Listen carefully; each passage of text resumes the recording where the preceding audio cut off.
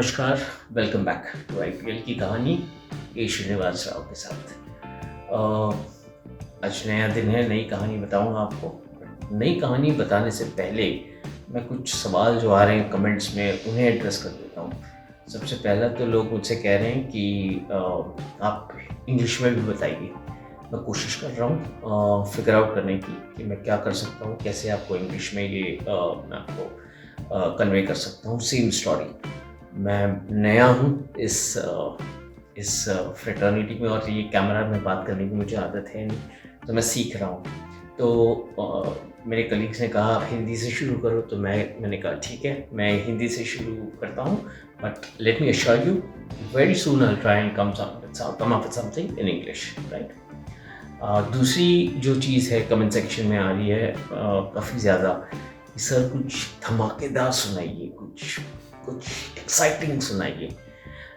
सुनाऊंगा, कोशिश करूंगा सुनाने की, बट वहाँ पहुँचने से पहले आपको ये तो समझना ज़रूरी है ना कि कहानी क्या है। आप पिक्चर के पहले सीन में तो फाइट नहीं देखेंगे ना हीरो और विलन के बीच में। आप तो पहले ये पूछोगे भाई कहानी क्या है। तो आप पहले कहानी को समझें। आप पहले ये समझने की कोशिश कर रहे हैं कि हम कहाँ से शुरू किए हैं।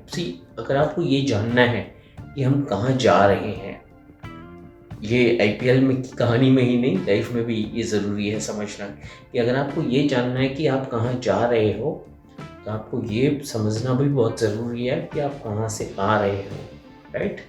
Past is as important as walking into the future. So आप ये भी समझने की कोशिश कीजिए। इसलिए मैं आपको छोटी छोटी चीज़ें बता रहा हूँ। जैसे मैंने आपको बताया भैया आईसीएल क्या था और आईसीएल का कितना इम्पोर्टेंस था इन इंश्योरिंग कि बीसीसीआई जो है वो आईपीएल शुरू करे, राइट। उसे रेबल लीग क्यों माना गया था, उसमें उसके क्या रीजंस थे। फिर मैंने आपको ये बताया कि आईपीएल लॉन्च करने के लिए बीसीसीआई ने कौन सी चीज़ें, क्या इंग्रेडिएंट्स को आइडेंटिफाई किया, जो बीसीसीआई ने और ललित मोदी ने समझा कि ये ज़रूरी है। अगर हमें आईपीएल शुरू करना है, एक ब्रांड न्यू T20 लीग शुरू करनी है, तो ये सब चीज़ें ज़रूरी है। जैसे नंबर 1, उन्हें पता था कि अगर टूर्नामेंट जिस स्केल पे वो सोच रहे थे, अगर उसे कामयाब बनाना है तो ग्लोबल पार्टिसिपेशन बहुत ज़रूरी है। Global participation of players and global participation of cricket balls around the world, right. इनका पार्टिसिपेशन जो था वो बहुत ज़रूरी था। दूसरी चीज़, उन्हें ये पता था कि अगर हमें इसे सक्सेसफुल बनाना है, not just in terms of cricket but also in terms of the business model, revenue model, वो अगर हमें इसे सक्सेसफुल बनाना है तो टेलीविज़न ब्रॉडकास्ट राइट्स, वो समय तो डिजिटल वगैरह कुछ था ही नहीं, इंटरनेट बस वो गूगल करने के लिए और ईमेल पढ़ने का इंटरनेट होता था, उससे ज़्यादा इंटरनेट पेनिट्रेशन हुआ नहीं था आज के जैसे। तो वो समय उन बीसीसीआई का ये मानना था कि टेलीविज़न राइट्स का एक स्टेडी ब्रॉडकास्टर आना और अच्छे रकम पे आना, अच्छे पैसे पे आना वो ज़रूरी था। क्यों? क्योंकि जो बिज़नेस मॉडल होने वाला था, आईपीएल का बनने वाला था, वो ऑलमोस्ट 75-80% वो रेवेन्यू मॉडल जो है वो ब्रॉडकास्ट राइट्स पे ही खड़ा होने वाला था। वो जो नींव बनने वाली थी, सेंट्रल पूल ऑफ रेवेन्यू जिसे कहते हैं हम, वो नींव जो है वो बनने वाली थी ब्रॉडकास्ट राइट से। तो एक स्टेडी ब्रॉडकास्टर का आना ज़रूरी था ऑन बोर्ड। और तीसरी चीज़ सबसे ज़रूरी थी इन्वेस्टर्स का आना to invest in franchises. Franchises के लिए आपको तगड़े इन्वेस्टर्स की बहुत ज़रूरत थी, राइट। सो 3 इंग्रेडिएंट्स हमने आइडेंटिफाई किया। पहली चीज़ एक ग्लोबल पार्टिसिपेशन, जैसे मैंने आपको बताया। दूसरी चीज़ स्टेडी ब्रॉडकास्ट, और तीसरी चीज़ स्ट्रॉन्ग इन्वेस्टर्स फ्रेंचाइजीज के लिए। अब मैंने आपको पहली 2 चीज़ें तो हल्के में समझा चुका हूँ मैंने कि ग्लोबल पार्टिसिपेशन के लिए ललित मोदी ने क्या किया, बाहर गए, क्रिकेट बोर्ड से मिले, ओवरसीज़ क्रिकेटर्स से मिले, राइट। ब्रॉडकास्टर का भी मैंने पिछले एपिसोड में समझाया कि बीसीसीआई ने क्या किया, कैसे ब्रॉडकास्टर को आइडेंटिफाई किया। ये आगे चल के ना इसमें बहुत सारी सब स्टोरीज है, मतलब story with in a story with in a story, एक स्टोरी के अंदर एक और स्टोरी, एक और, ये एक मेज़ है, ये एक बहुत ही बट लैबिरिंथ ऑफ स्टोरीज, एक लेयर के अंदर लेयर के अंदर लेयर है। तो ये ना मैं धीरे धीरे धीरे धीरे समझाते जाऊँगा, ये आराम से सुनिए, किसी दिन बिंज वॉचिंग करिए, उसमें आपको शायद समझ आएगा, ठीक है। और इसे आप ध्यान में रखिए कि हर छोटी चीज़ जो है ये आगे की कहानी में भी कनेक्ट होती जाएगी। तो इस बार मैं आपको बताता हूँ फ्रेंचाइजीज़ के बारे में, बट आज की एपिसोड में बड़े एक छोटे से एग्जाम्पल की तौर पर मैं आपको बता देता हूँ, फिर इसे धीरे धीरे डिटेल में लेते जाएंगे। एक एक एग्जाम्पल लीजिए, वो एक बहुत बड़े संपादक इंडिया में रह चुके हैं, जो एक पॉलिटिशियन भी बन चुके थे बाद में। उनका नाम है MJ अकबर, राइट। एडिटर, बहुत बड़े बड़े बड़े दिग्गज एडिटर रह चुके हैं।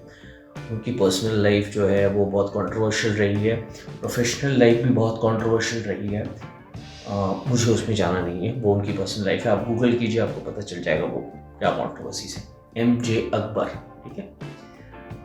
बट वो कई चीज़ें जो हैं उनकी कंट्रोवर्सीज में वो गलत हैं, बट ये कोई डिसएग्री नहीं करेगा कि वो बहुत बड़े एडिटर थे। हाँ, ये आप डिबेट कर सकते हैं कि एडिटर होने से क्या हुआ, इंसान कैसा है वो ज़रूरी है, बात की बात है, बट एडिटर बहुत ज़रूरी थे। और ये इनका यहाँ से क्रिकेट और IPL से कोई लेना देना नहीं। मैं उनके बारे में क्यों बता रहा हूँ, वो इसलिए बता रहा हूँ क्योंकि उन्होंने एक आर्टिकल लिखा था बहुत पहले।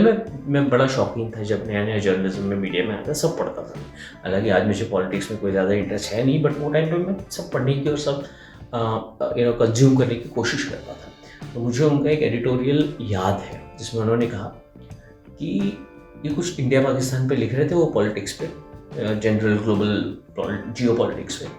तो उसमें उन्होंने कहा कि अमेरिका, इंडिया और पाकिस्तान के बीच में इंटरवीन करना, वो इट्स लाइक एक हाथी आपके घर के अंदर बुलाना।